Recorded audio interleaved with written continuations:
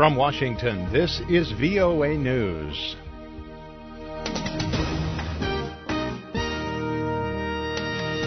The United States and China pledged to resolve the crisis on the Korean Peninsula, and a shooting victim's mother appeals for tougher gun laws. I'm David Byrd reporting from Washington. The United States and China have expressed their desire to work together to get North Korea to give up its nuclear ambitions. Just how the two will do that remains uncertain. VOA's Bill Ide reports from Beijing that North Korea topped the agenda during a visit by U.S. Secretary of State John Kerry on Saturday. U.S. Secretary of State John Kerry says both Beijing and Washington support the goal of a denuclearized Korean Peninsula. China and the United States today recommitted ourselves to find a peaceful solution. And we say to Kim Jung Un and to the government of Korea, of DPRK, that they have an obvious choice here. Kerry did not comment on just what China was prepared to do, but did say that in his consultations with Chinese officials, no option was left off the table, and that they had a full discussion of what the possibilities might be. Kerry says both Beijing and Washington are committed to taking actions to achieve the goal of a denuclearized Korean Peninsula. Bill Ide, VOA News, Beijing. For more on this story, please log on to our website, voanews.com. Activists say a Syrian government airstrike in the northwestern province of Idlib has killed at least 18 people, including one child. The Syrian Observatory for Human Rights says dozens of other people were wounded in Saturday's attack in the town of Sarakeb.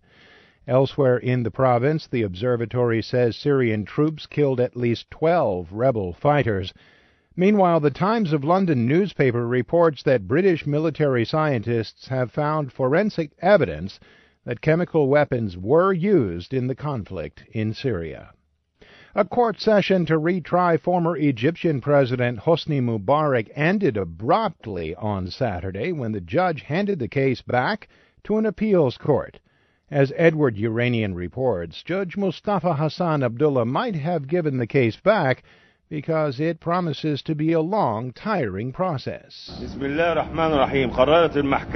Presiding Judge Mustafa Hassan Abdullah told the trial session that he was recusing himself and handing Mr. Mubarak's case back to an appeals court. A loud clamor overtook the courtroom after the abrupt decision, and brief skirmishes broke out outside the police academy where the court session was being held. Veteran Egyptian editor Hisham Qasim says that Judge Abdullah may have recused himself because he is nearing retirement and the Mubarak case may have appeared long and daunting. It is not immediately clear what the Egyptian judiciary will do with the case from here. Edward Uranian for VOA News, Cairo. President Barack Obama called on the mother of one of the children massacred inside a Connecticut school last December to deliver his Saturday media address. As VOA's Kent Klein reports, the White House is using the emotional appeal to seek public support for gun control legislation. With her husband David at her side, Francine Wheeler talked about her 6-year-old son Ben as only a mother can. His boundless energy kept him running across the soccer field long after the game was over.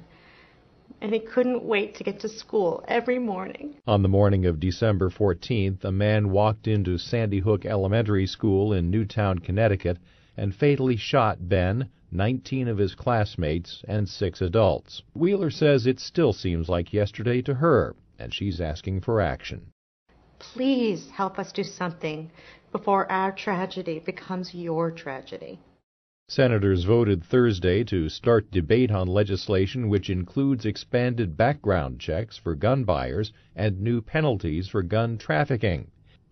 Kent Klein, VOA News, the White House. Pakistani police say a bomb blast on a bus killed 9 people Saturday near the northwestern city of Peshawar. At least 15 others were injured. No one has claimed responsibility.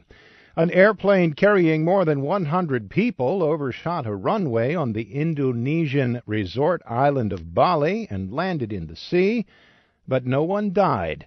Officials say all of the passengers and crew members were rescued after the Lion Air Boeing 737 went into the water on Saturday and broke into two pieces.